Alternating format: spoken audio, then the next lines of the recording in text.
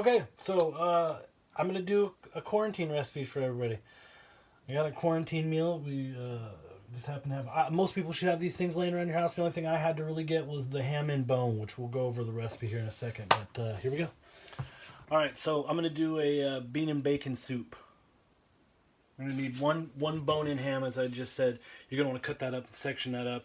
Obviously, you don't want to use the whole thing. That's a lot of ham for one recipe, but the idea here is you want the bone from the ham, so that's why particularly bone-in ham. And then obviously some of the meat from the ham. Beans of choice. This is something that's up to you, kind of. Like, you just pick your choice of whatever you like. Maybe you like lima beans, maybe you like pinto beans, maybe you want black beans. It's up to you. That's your choice. You use all of them, you use just one of them, it doesn't matter. I only have pinto beans, so that's what we're going to be using. I believe they're pinto beans, actually. I don't really know. Stock is the same thing. You just need a liquid, really. It doesn't have to be any particular stock, but every stock that you use is going to change, a little bit of the taste here. I just happen to have made a vegetable stock from some scraps, so I am going to use that mixed with that bone to create a master stock of sorts. So, but again, you can use whatever you want. You can use water if you wanted, really. We're going to do one onion. We're going to dice that onion. We're going to just brown it a little bit. We're going to not quite caramelize it, but you definitely want to get a little bit of that myopic reaction. Get that little, that sugary kind of taste going on a little bit. We're going to do 2 to 3 carrots, and I'm going to shred these. I'm not doing coins or big chunks. I just want, little bits of carrot in there. And I might even drop that down to maybe 1 to 2, just because it seems like a bit much now that I think about it. Then also, I'm throwing in 1 clove of garlic, fresh garlic, and I'm going to dice that real small. I'm doing that personally for myself. That doesn't have to be something that you would put in this recipe necessarily. I'm not saying it has to go in this recipe. It's just I like garlic, so I'm putting it in. I am also putting in a pound of bacon. Thick cut bacon. I'm not going to do that thin stuff. I don't want to throw any brands particularly under the bus, but around here we got one called Bar S, I believe is what it's called. And although it has perfect applications for some things, this is not what I want it for. I want thick cut. You want cubes of bacon, chunks, And then S&P to T. Of course, salt and pepper to taste, as always. Alright, so I'm not entirely set up. I'm just starting to do the prep. But I don't have a cameraman, so I had to make one. With 2 pieces of wood. I've created a little shelf here, and that's about the best damn angle I'm going to get with an iPhone. So please bear with me. But this is the majority of the workspace that I have to go with anyways, so I don't think any action is going to be missed either way, unless I'm washing my hands, which I do often. But that being said, this is home cooking. I'm not wearing gloves. This is for me. I'm not going to give this to anybody. This isn't going out to the public. I don't have to pass a health code right here and now. So bear with me if you see me tasting, touching, whatever. Because this is my own meal. So you got to let that portion of your brain forget about that stuff. But I will wash my hands because that just is normal. Alright, anyways. So, like I said, first thing I'm going to do is shred these carrots. And then we got the ham sitting here, which will go in here after a little bit into the crock pot. And I'm going to start grilling this bacon up. And then I'll get that onto a pan. I will put that onto a bake sheet. Paper towels so that it'll have a chance to soak, because I don't want grease in there as much as possible. I want to cut out as much of the grease as I can. So with that being said, I'm going to keep a little bit of that back behind in this pan over here so that when I do caramelize that onion, it's going to be in that bacon grease because, right? Come on, you cook with bacon grease. That's just what you do. Okay, so I am not going to shred on video because it's just going to be a crazy loud noise, but obviously when it comes to it, you're going to want to cut off the tip of that carrot and just cut off that little tip too. We don't want that. I don't want that.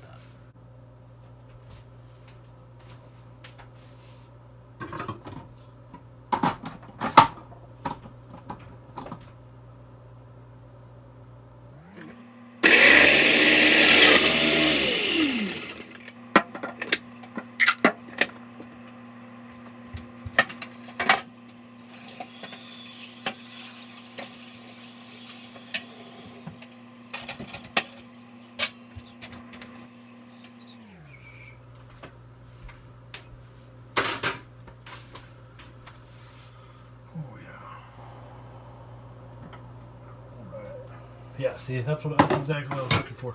I didn't want big chunks of carrot. I wanted, you know, thin little strips, just like that. Okay.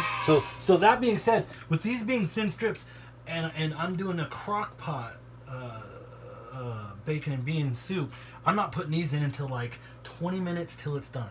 So these are going to be the last things that go in. So that being said, I'm going to put them in a Tupperware container and actually put them away so that they're just in the refrigerator.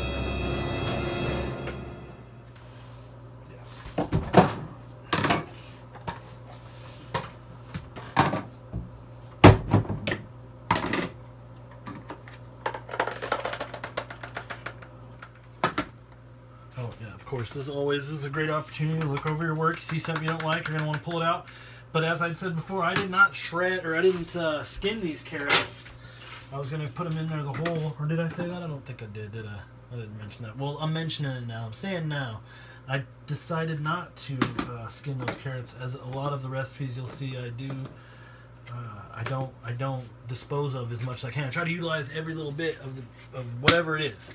If it's a vegetable or a piece of meat or whatever, I want to try to use everything I have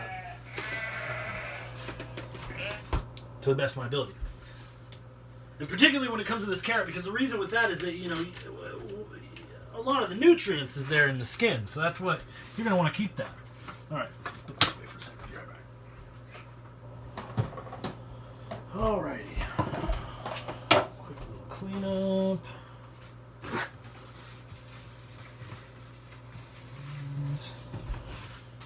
And now we're moving on to the bacon. Okay.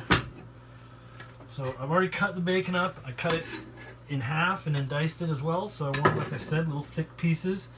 This is going to render away, but that's what I'm looking for, the size-wise, you know? I want that kind of, there we go. You know, you want a thick piece of bacon. Nobody wants a crispy chunk of bacon in their soup, right?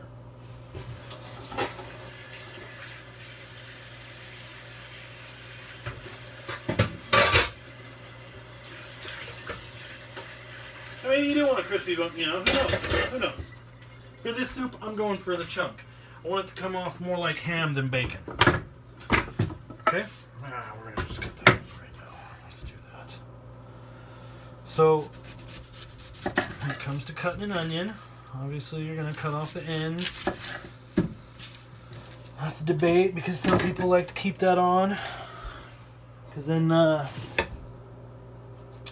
don't have to worry about the tears. But if you have a sharp enough knife, I believe it's not a big enough of a problem. And honestly, we're going to do this real quick, so it's not even going to be out long enough to give us tears. But the way I dice an onion is I always cut it along the lines, down about, I'd say more than 3/4 of the way down the onion. You want it almost to reach the board you're cutting on. And then you're just going to keep that all the way through. Make it easier to spin it around maybe. Again, you're just going to cut almost all the way through. There on the edges, you're not going to go all the way to the board because you're so close. So you're only going to go a little bit. Then after you've cut lengthwise, right? Now we're going to spin it. And we're going to cut like this.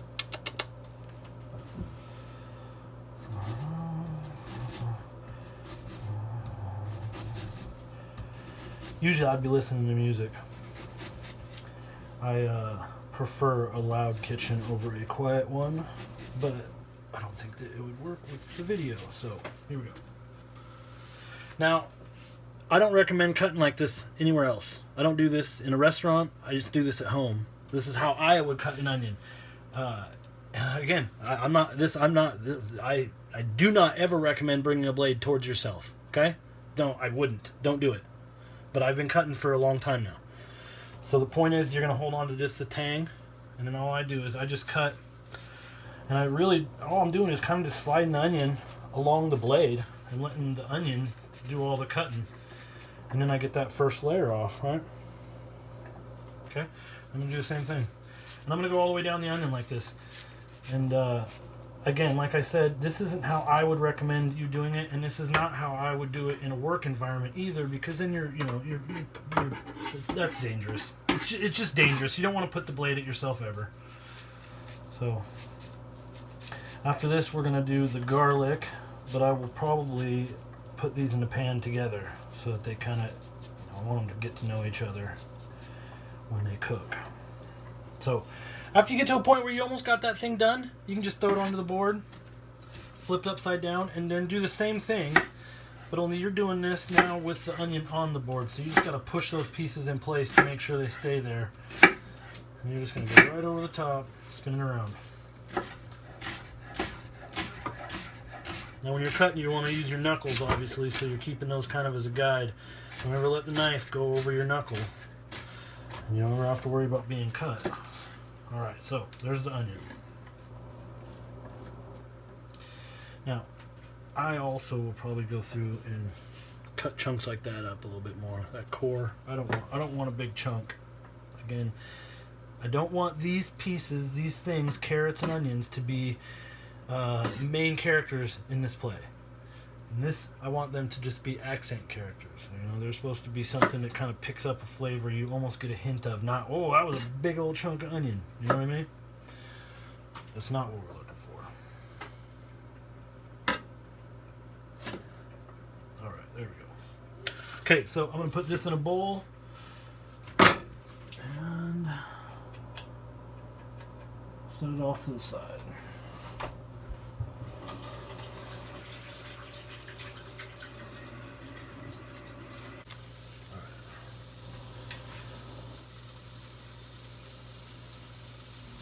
Reduce, reuse, recycle. Oh yeah, okay, oh, alright. Alright. So, we're not throwing away the onions, because that's going to go into a stock.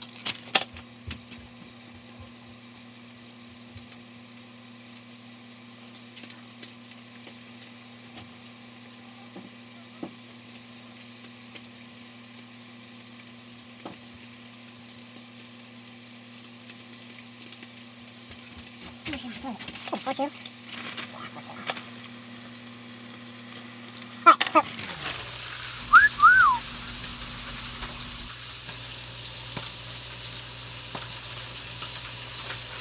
Now I'm putting the scraps in the freezer.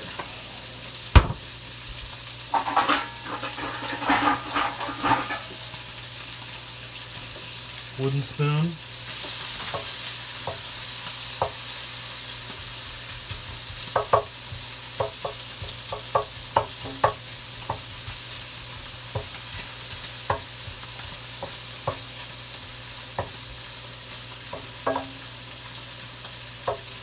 I'm going to try to cook this at a low heat because what I want to do is render out as much of this fat as possible. Again, as I said before, I try to cut that stuff out. I'm not the healthiest cook, I'll admit to that offhand, right off the bat, but I do try to discard as much as I can. You know, like, there's no point. Yes, I will cook the onion and bacon fat, but that's for flavoring. It's, you know, important. But most other things I do try to find the healthier alternative for, as I would recommend anyone else would do too. Anybody out there cooking should do the same if you can, you know. It's better to have a healthier option than the unhealthier option.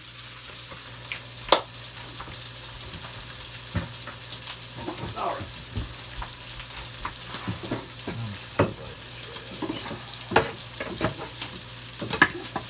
Oh yeah, this is one I just learned the other day.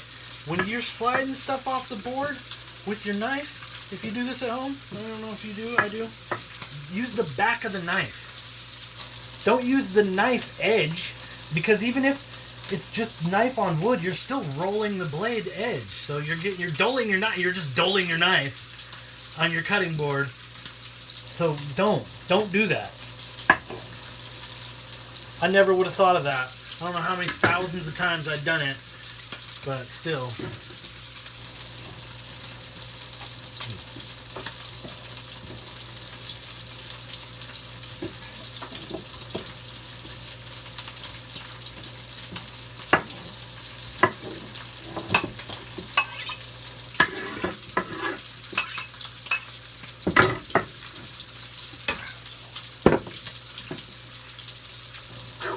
Alright. Next we are going to do the onion, or the garlic.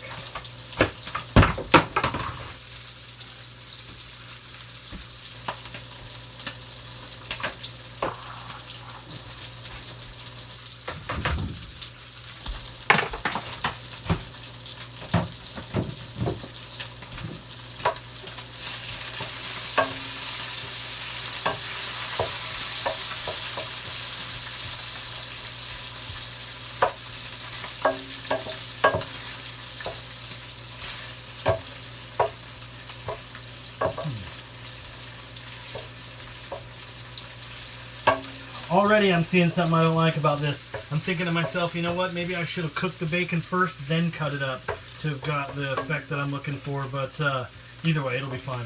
But I'm looking at this and I'm kind of thinking to myself, maybe that would have been a better choice. Maybe, we don't know. We just don't know. We just don't know.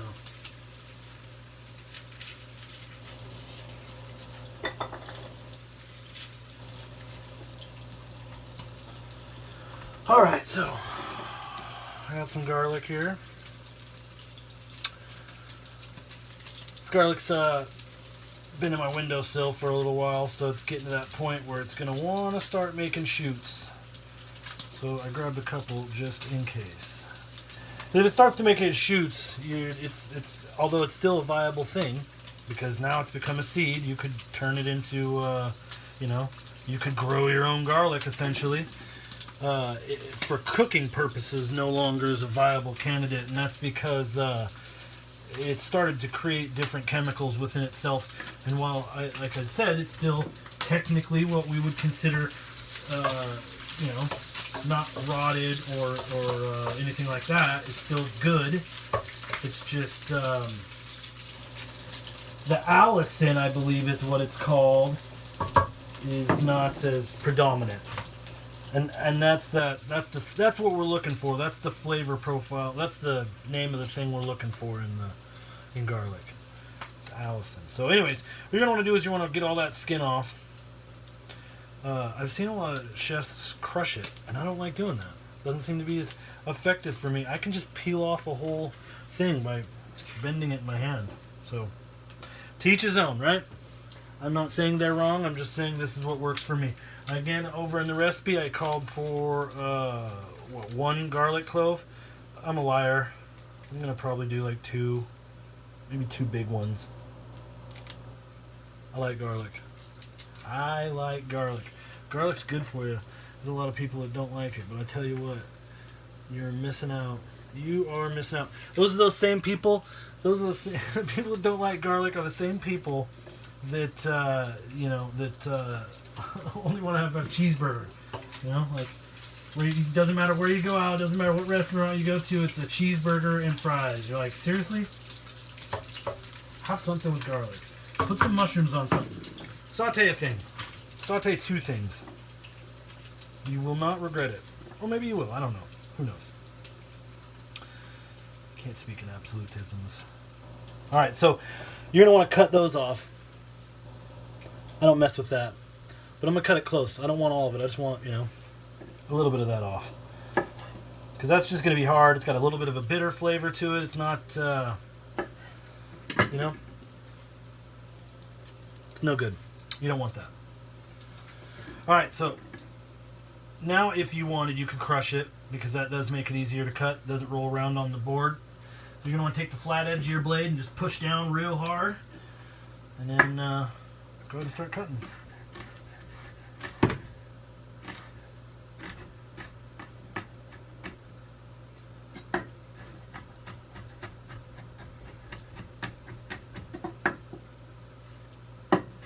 So after you get that first initial cut, you're just going to want to pretty much keep putting it in a pile and rock and chop that. All you're doing with a rock and chop is you're just putting your hand on the top of the blade and keep your finger in the normal position like you normally would, but you're just going to kind of roll that blade right over the top of the cutting board.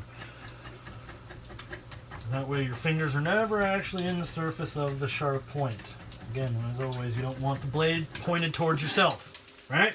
Damn it. Just rub the edge on it. That's going to be a hard one to break. I tell you what, that is something I've done my entire life. Alright, this bacon is almost done, which is perfect.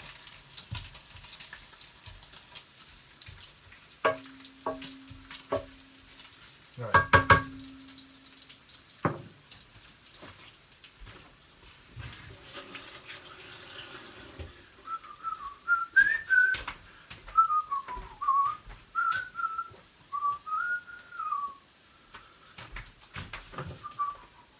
Ooh, there you go. How you doing?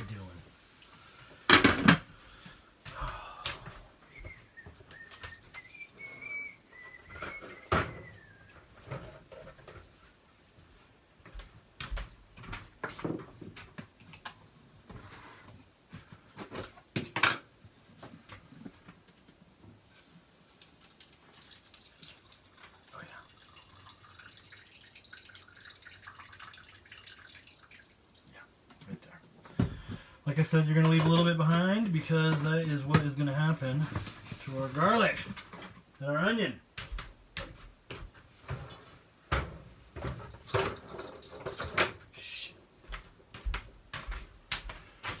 Okay, here we go. What's happening? What are we doing? Okay, yeah, right. Okay, yep. Totally. Alrighty.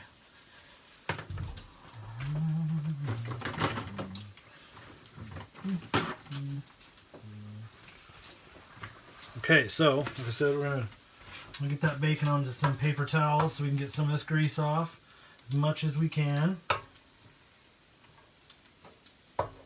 This is always the hard part for me because after this has been cooked and it's gonna sit here and start getting cold, it's like, well, that's the appetizer, right? That's what I gotta just keep checking the bacon to make sure it's cooked. How else can you?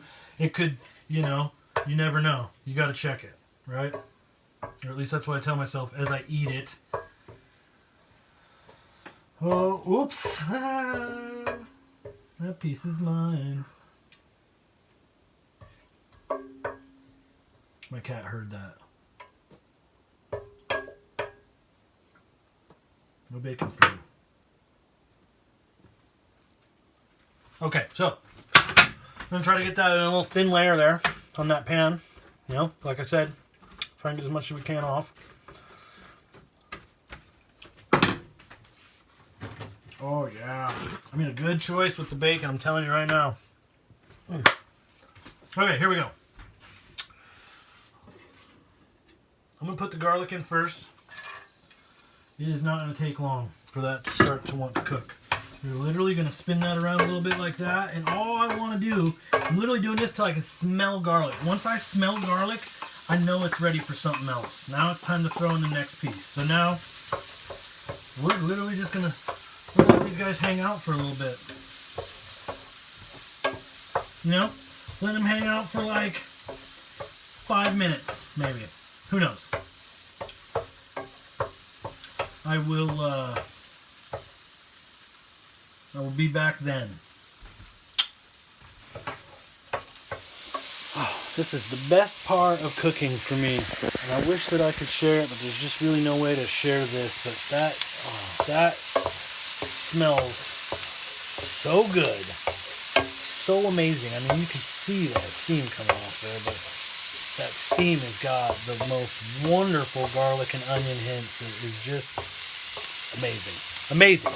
And again, this is another one of these situations where for me it's about a little bit about vision. There's a lot about scent. I'm going to know where it's at because I can smell when it starts to get that sweet tinge to it, you know? So that's what we're looking for. Alright, so those onions are done and I'm going to put them right back in this bowl that they're in. I just rinsed it out. I'm just going to put these right back in here for a sec.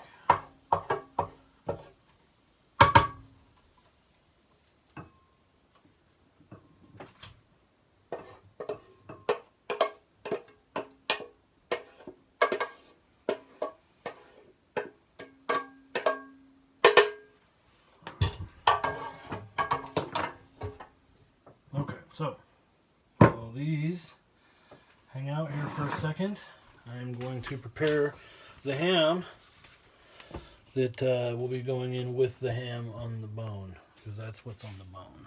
So this stuff, for the majority of this, I'm going to try and get all of it off. What'll happen is by the time this is done and it's been crock potting, I'm going to try and sift this out so I can get that and the bone and all that stuff out.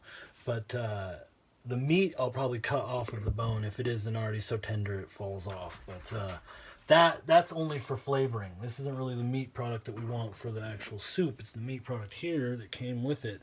I still have a lot left and I need to utilize it. So what I'm trying to do is use the pieces with the most skin there, because the whole point is again, that's where that flavor is going to be. This has already been smoked, so that's where all that, you know, that good umami flavoring is going to be coming from. So I'm going to cut this up into, you know, a little bit bigger than the bacon size cubes before they were cooked. So it's just going to be, you know, nice size chunks.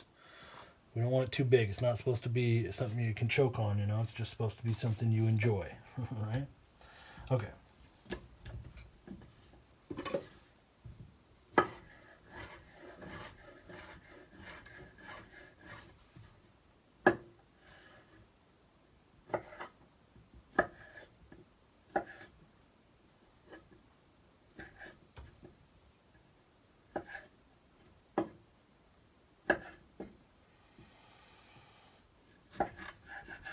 And if this were better shape or whatever, and I were better at butchering ham, I would have maybe made it in more of a cube-shaped option, but I was going more for sandwich cuts.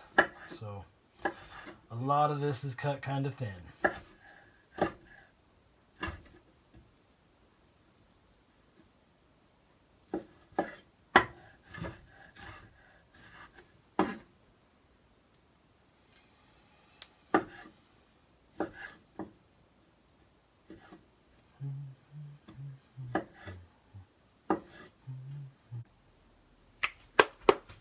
All right, here we go. So, we are at the end game now.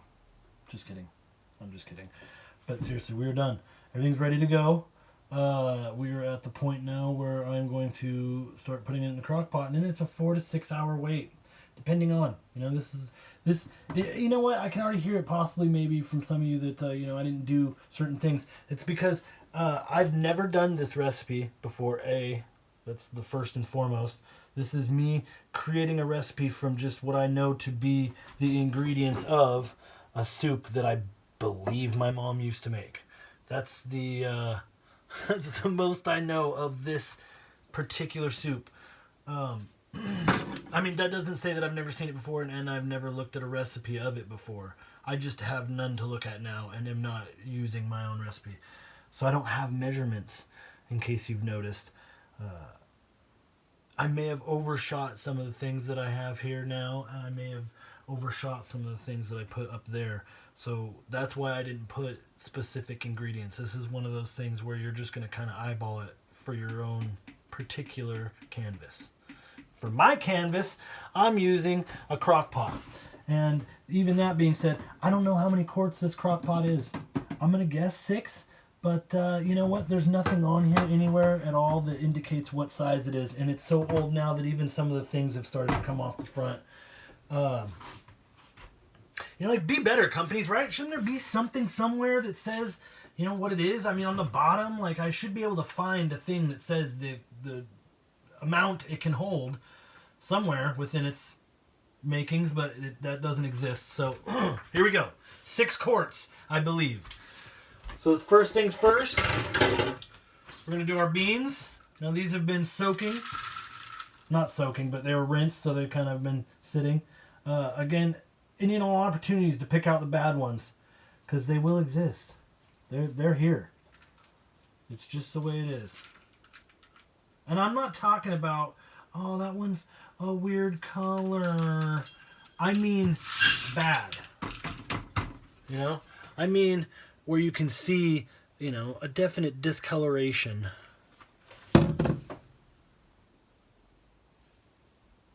You see those spots? It's not really showing up too well, but that's what we're looking for, that kind of like, that bean wasn't doing good before it dried. Okay?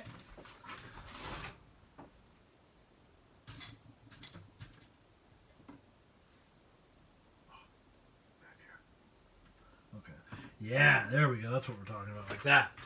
That's some discoloration you don't want. You're going to want to go ahead and get rid of that color. Okay? And I know it's blurry, but I'm working with a phone, so cut me some slack. So the next thing is going to be that bone. Okay? You're just going to throw that in there right on top of that. And then we will throw in the onions and garlic.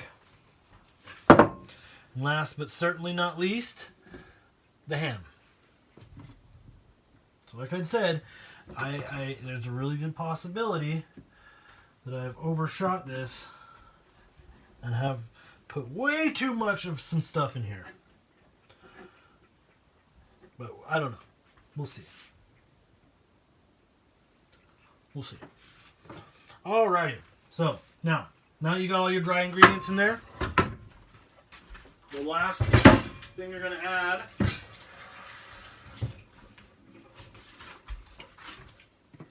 is your stock. You gotta have a liquid. So like I said before, soups are pretty flexible. Really, you're gonna have a solid, which is your base, your thing, your whatever it is, whatever your main ingredient is. You're gonna have a liquid and then a semi-solid. Okay, that's a pretty standard soup recipe.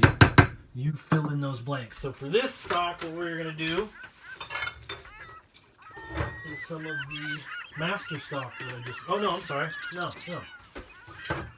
That's right. We're going to do vegetable stock.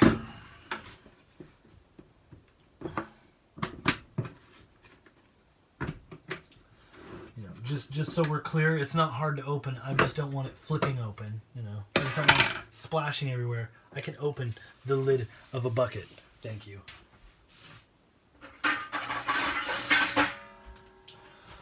Alrighty.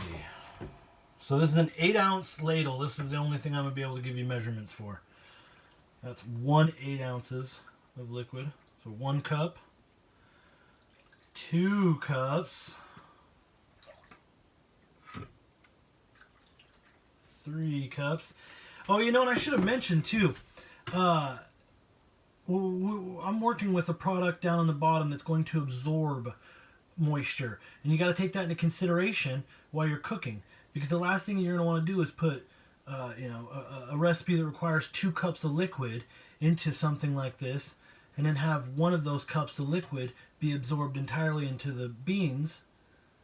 By the time you'd be done, you wouldn't have what you're looking for, right? So you got to take that into consideration. If you're working with the canned beans, doesn't worry. You know, it doesn't work that way. You can go ahead and put as much as you want. But these beans are going to absorb some of this stock, and I have to take that into consideration. So that was 5 there. And I think we're going to put one more in. 6 cups. Now we're going to put another one in.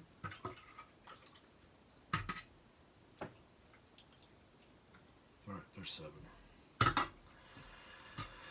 So, this thing looks way fuller than it is because I got to remember that bone's coming out when I'm done with it. But as long as I can get the lid on, that's all that matters. Right? Right. Right!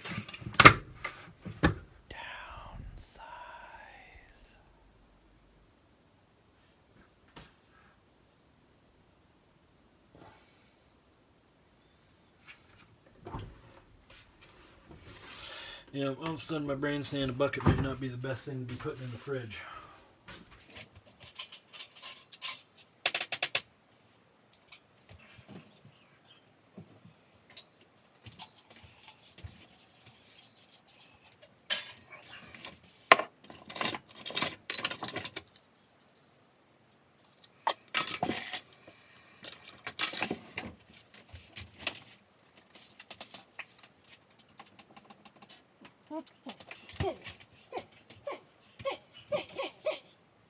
Here's what we got. What are we working with here? Oh, look at that. Come on now. Come on now. Never mind. Oh well. Oh well. Bucket it is.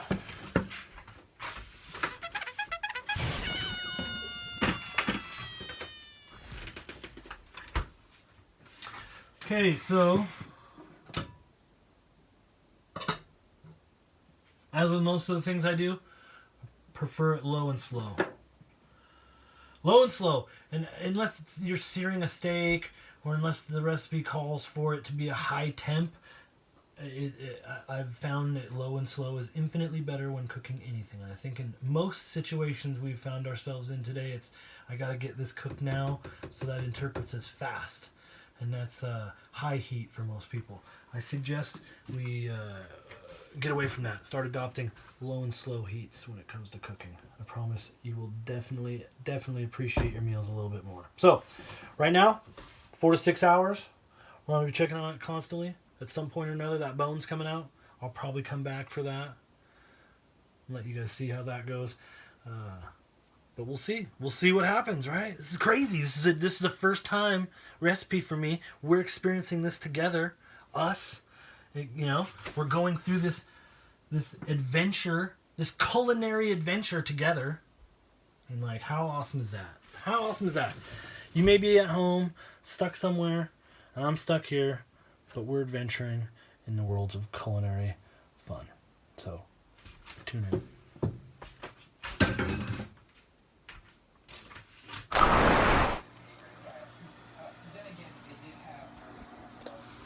light's a motherfucker, ain't it?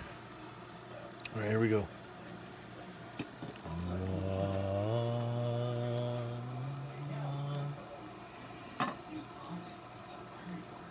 Look at that shit. Oh my goodness.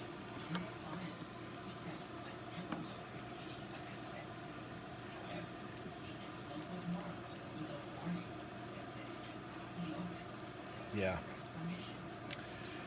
Yeah, I definitely didn't come close to nailing my mother's recipe from just trying to make something, but it's definitely bean and bacon soup.